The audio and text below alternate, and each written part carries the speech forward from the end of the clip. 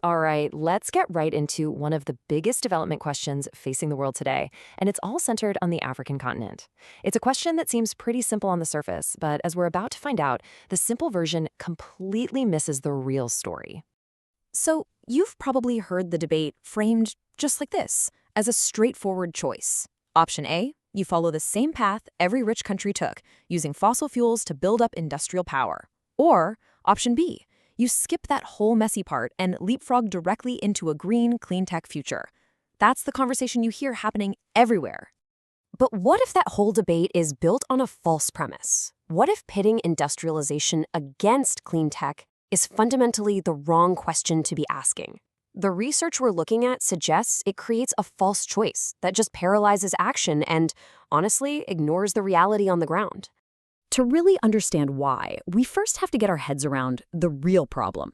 And it's not a simple choice. It's a complex three-part challenge. You could call it a trilemma. First, you have the sheer scale of energy poverty. I mean, just look at that number. We're talking about 680 million people without reliable access to electricity. That's not some abstract future problem. That is a crisis happening right now, and it demands a massive, immediate surge in energy generation. Second, you've got this demographic tidal wave. Every single year, 15 million young people enter the job market. That creates this immense, unrelenting pressure to create jobs. And historically, the most powerful engine for mass job creation has been industrialization. And third, here's the killer constraint that affects everything else: money.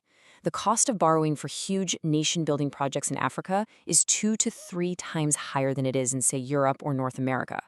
This just makes any ambitious plan, whether it's green or not, incredibly difficult and expensive to finance. So here's the bottom line. You have to solve all three of these problems at the same time. They're all tangled together. You can't just provide electricity if there are no jobs for people. You can't create millions of jobs without affordable, abundant energy.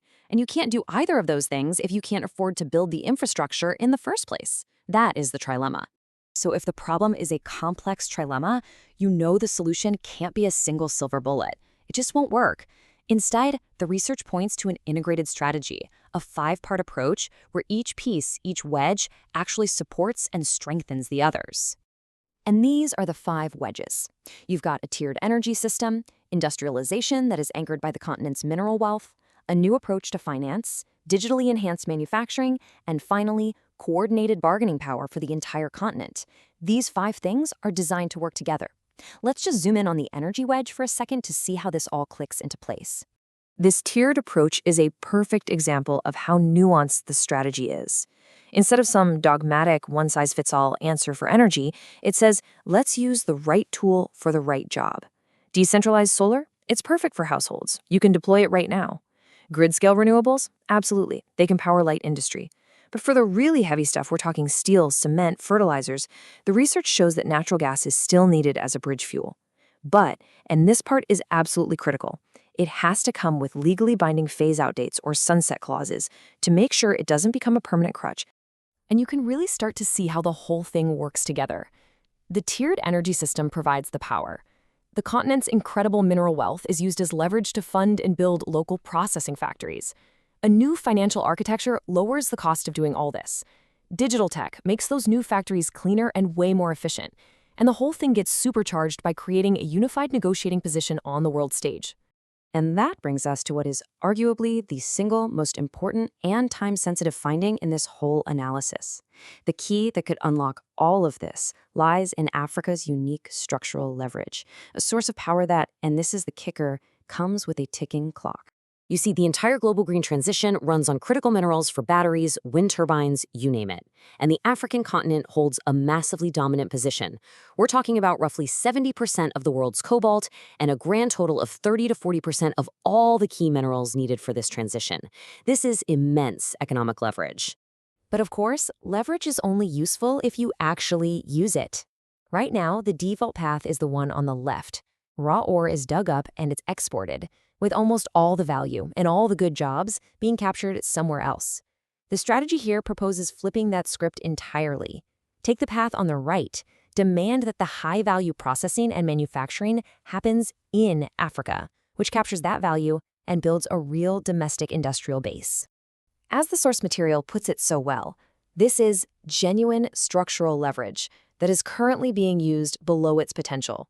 The power is there, it's real, but it's not being fully deployed, often because of political fragmentation across 55 different nations. And here is the critical warning, the part that should make everyone sit up and pay attention. This window of maximum leverage isn't going to be open forever. It absolutely has an expiration date. The moment of peak leverage is right now, today. But look at this timeline. Within about 5 years, new battery technologies, things like sodium ion, could start to reduce the demand for some of these very specific minerals. And within a decade, that window of dominance could start to close for good, as new technologies and new supply chains come online in other parts of the world. The time to act is incredibly short. So we come all the way back to the beginning. The real question for Africa was never fossil fuels versus renewables. That was the wrong frame all along. The real question, the one that truly matters, is this: who gets to design the next chapter of global development? Who sets the terms? And most importantly, who is going to capture the immense value that's about to be created?